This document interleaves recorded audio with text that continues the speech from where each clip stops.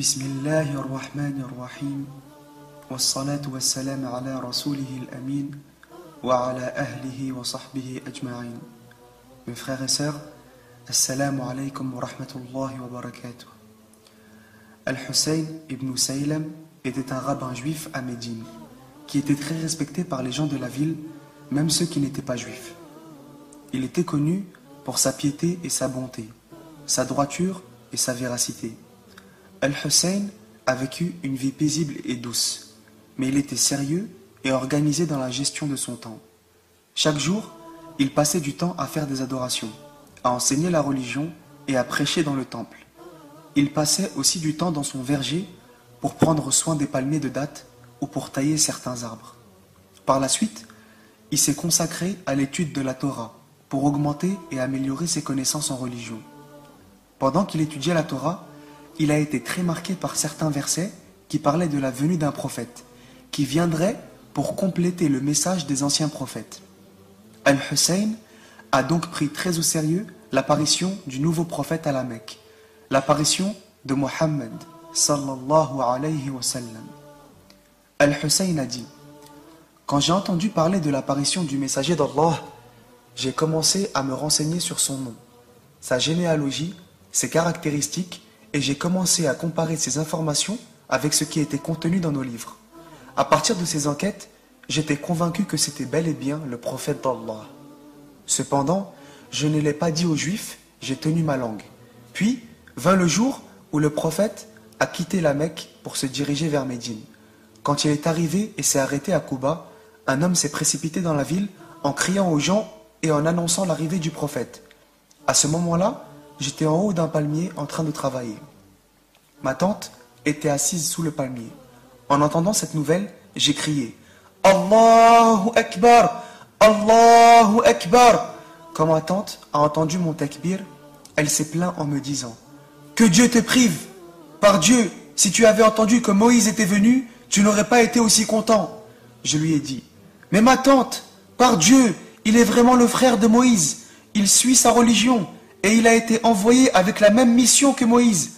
Alors, elle est restée silencieuse un moment, puis elle a dit: est-il le prophète dont tu nous avais parlé? Le prophète qui serait envoyé pour confirmer la vérité prêchée par les précédents prophètes?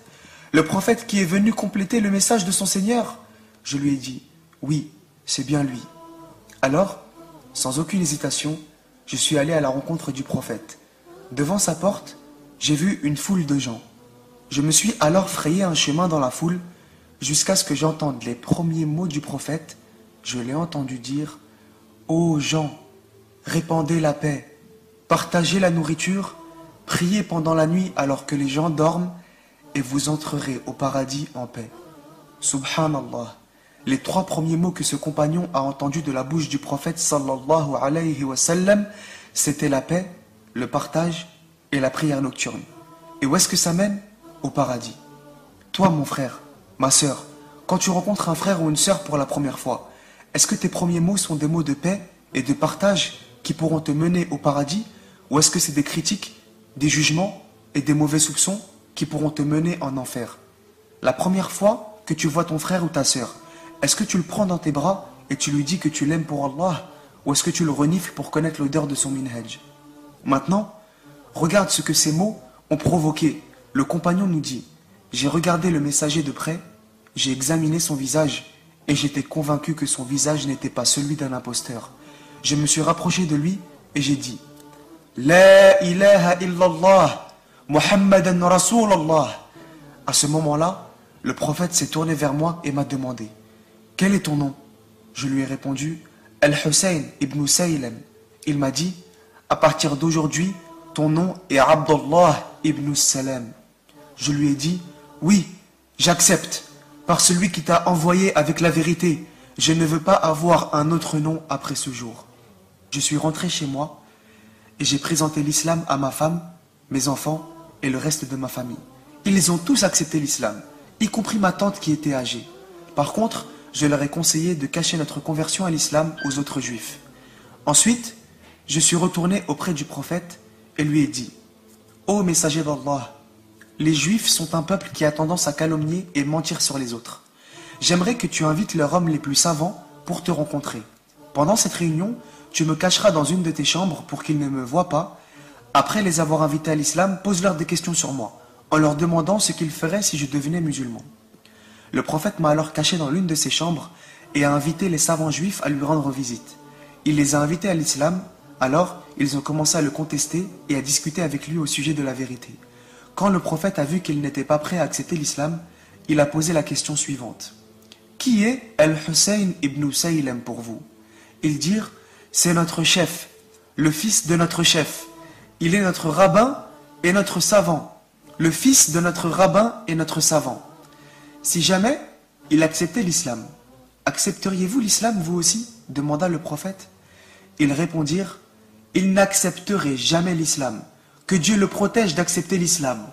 À ce moment-là, je suis sorti devant eux et leur ai dit, ô peuple juif, ayez conscience de l'existence de Dieu, acceptez ce que Mohammed a apporté. Par Dieu, vous savez certainement qu'il est le messager de Dieu et vous pouvez trouver son histoire, son nom et ses caractéristiques dans votre propre Torah. Pour ma part, je déclare qu'il est le messager de Dieu, j'ai foi en lui et je crois en son message. Alors, les Juifs se sont mis à crier en disant, c'est un menteur, on le connaît très bien, c'est un menteur. Par Dieu, tu es une personne mal et ignorante, le fils d'une personne mal et ignorante. Et ils ont continué à mentir sur moi et à me calomnier. Al-Hussein ibn Saylem a approché l'islam avec une âme assoiffée de connaissances. Il était devenu Abdullah ibn Salam. Il était passionnément attaché au Coran et il passait beaucoup de temps à l'étudier en récitant ses versets sublimes. Il était profondément attaché au noble prophète sallallahu alayhi wa sallam et il était constamment en sa compagnie. Une grande partie de son temps, il l'a passé à la mosquée, engagé dans les adorations, l'apprentissage et l'enseignement.